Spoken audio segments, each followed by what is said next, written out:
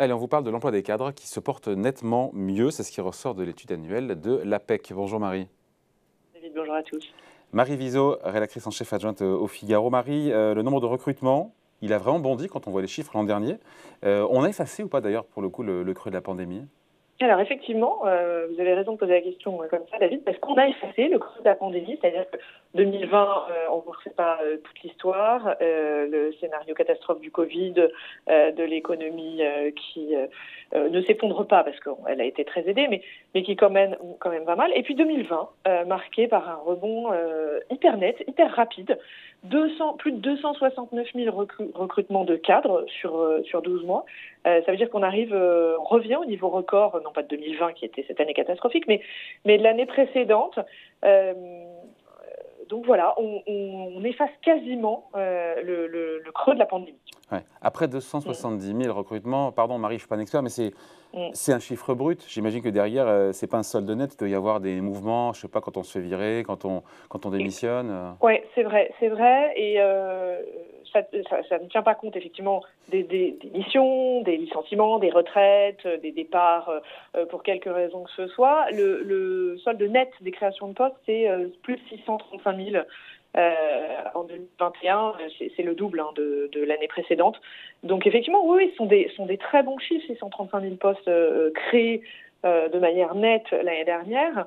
On pourrait presque dire qu'on a effacé tout ce qui s'est passé ces derniers mois derrière nous. Donc un rebond qu'on peut qualifier quasiment de massif, mais qui cache, il faut l'expliquer, des disparités évidemment en fonction des secteurs d'activité. Ah oui, ça c'est un petit peu le lot de notre économie depuis plus de 2 ans maintenant, des disparités sectorielles qui ont été très importantes et qui le sont aussi en termes de recrutement des cadres.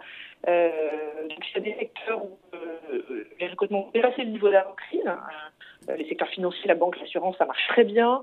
La santé et l'action sociale, il y a de plus en plus besoin de ces cadres sur le terrain dans ces secteurs-là. Et puis il y en a d'autres, hôtellerie, restauration, loisirs, tourisme, qui ont encore du mal à se remettre. L'industrie automobile aussi, l'aéronautique, sont des secteurs qui ont encore du mal à se remettre des stigmates de la pandémie.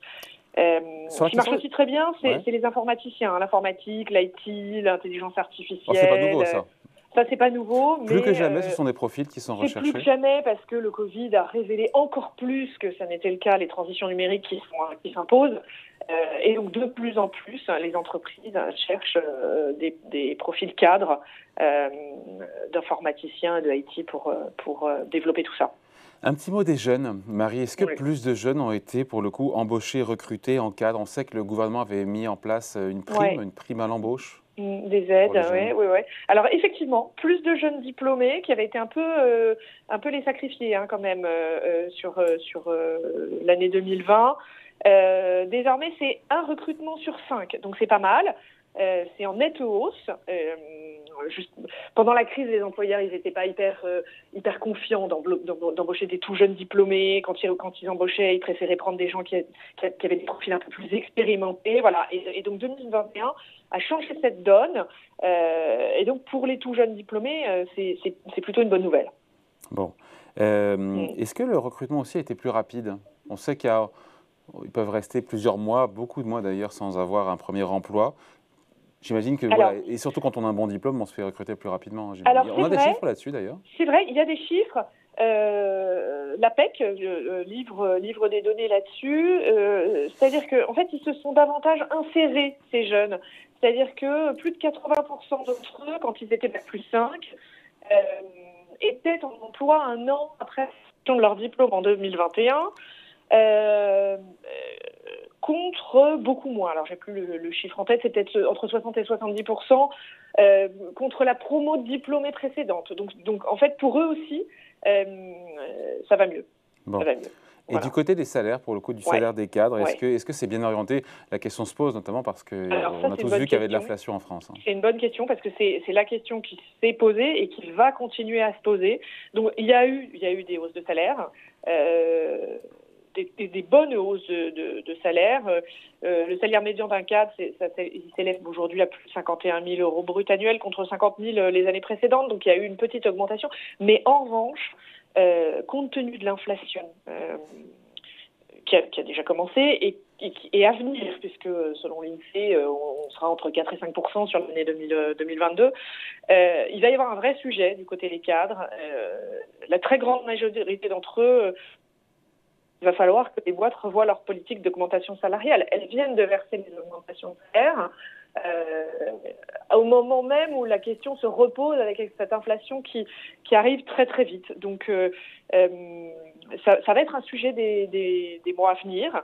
C'est un sujet de la campagne présidentielle. D'ailleurs, on s'en rend compte, cette histoire de pouvoir d'achat, de niveau de vie, de comment lutter contre cette vie chère liée à l'inflation. Et les entreprises vont devoir s'emparer de ce sujet. Un petit mot des jeunes, on finit là-dessus. Eux, en termes de salaire, eux aussi, c'est bien orienté ou ils ont dû faire un petit effort, hein? Alors, c'est bien orienté. En fait, c'est les deux. Ils ont dû faire un effort parce que ça a reculé. La rémunération d'un bac plus 5, elle a un peu reculé parce qu'ils ont été moins en position de force sur le marché du travail. Alors après, ce que dit l'APEC, c'est plus les jeunes changeront d'entreprise, plus ils auront des chances de voir leur salaire augmenter. C'est un peu leur discours depuis toujours. Par contre, ce qui ne recule pas, c'est les inégalités salariales entre les hommes et les femmes. Ça, pour le coup, à l'entrée sur le marché du travail, hein, de manière générale aussi. L'inégalité, elle reste à 15%, comme elle est depuis des années, malgré toutes les politiques de rattrapage que les entreprises ont le mérite de mettre en œuvre. On reste à 15%, mais aussi puisque vous parlez des jeunes, sur l'entrée dans le marché du travail, on constate encore l'inégalité entre les hommes et les femmes au niveau des jeunes. Et puis une dernière chose que l'APEC précise dans son étude d'hier et qu'il va falloir surveiller dans les mois à venir, c'est un point d'alerte sur les jeunes. Ils sont 20% à considérer leur emploi juste comme un job alimentaire au niveau des cadres. C'est-à-dire qu'il n'y a pas de satisfaction au travail, d'épanouissement personnel, professionnel, à aller travailler tous les matins. Et ça, un point d'alerte, dit l'APEC. Bon, on finit là-dessus. Juste, Marie, on parle du rétroviseur. En même temps, l'étude APEC concerne l'année 2021. Sur 2022, l'équation est peut-être en train de changer encore une fois. Une inflation qui est très forte, cette guerre en Ukraine, ce ralentissement économique. On en parle juste après d'ailleurs avec Ludovic Subran, chef économiste du groupe Allianz. Qu'est-ce que l'APEC nous dit sur 2022, qui peut être moins porteur peut-être?